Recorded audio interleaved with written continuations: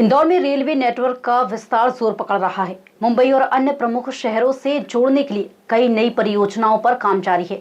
इसमें इंदौर मनमाड़ रूट जो 309 किलोमीटर लंबा है और सुरंग वाली 205 किलोमीटर लंबी इंदौर बुधनी लाइन शामिल है। इन रूटों के शुरू होने से मालगाड़ियों का परिचालन बढ़ेगा, यात्रियों को आसानी होगी और क्षेत्रीय व्यापार को नया प्रोत्साहन मिलेगा।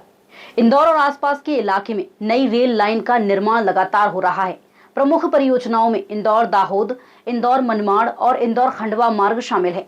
इंदौर मनमाड़ रूट 309 किलोमीटर लंबा है, जबकि इंदौर बुधनी लाइन में 8.6 किलोमीटर लंबी सुरंग बनाई जा रही है। रेलवे विशेषज्ञ नागेश जोशी का कहना है कि इन मार्गों पर संचालन शुरू होने से मालगाड़ियों की संख्या बढ़ जाएगी और वे शहर से होकर गुजरेंगी।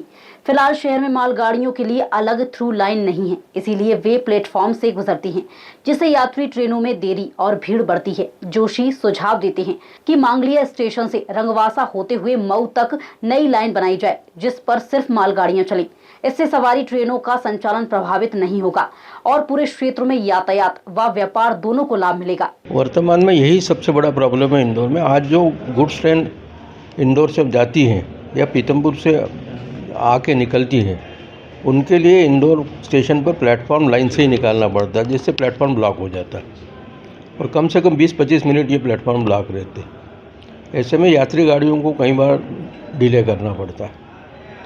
तो इस समस्या का निराकरण के लिए इंदौर यार्ड में थ्रू लाइन की हमने कोशिश की थी और दूसरा एक सजेशन ये दिया था कि मांगलिया से बाईपास के पैरेलल एक लाइन लेके या तो राऊ तक या मऊ तक बाईपास बनाए या मांगलिया से पालिया हथौद रंगवासा होते हुए मऊ तक ले जाए, जिससे गुड्स ट्रेन का मूवमेंट बाहर के बाहर शहर को अंदर आए बगैर निकल सकता है।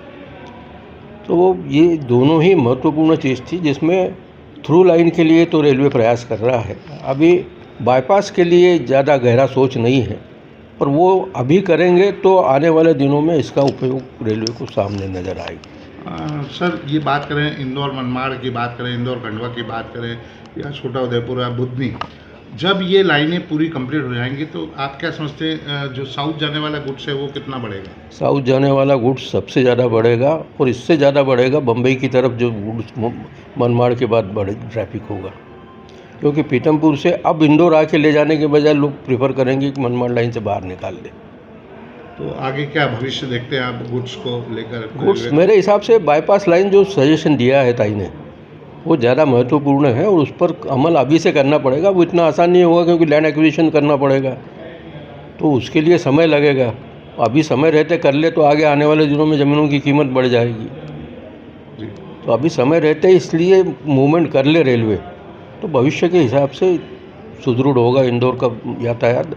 क्योंकि वर्तमान में जो इंदौर मऊ के बीच में लाइनें जाती हैं, उन 2 लाइनों की जगह 4 लाइन डलना अब असंभव है, क्योंकि लाइनों के दोनों ओर मकान बन चुके हैं और धीरे धीरे ये जब होगा तब तक तो पूरी इंदौर मऊ के बीच का ब्लॉक हो जाएगा। इन सभी नई परियोजनाओं के पूरा होने के बाद इंदौर की रेल व्यवस्था अधिक व्यवस्थित होगी, मालगाड़ियों का आवागमन सुगम होगा, यात्रियों की सुविधा बढ़ेगी और शहर के आसपास व्यापार व आर्थिक गतिविधियों को नई दिशा मिलेगी।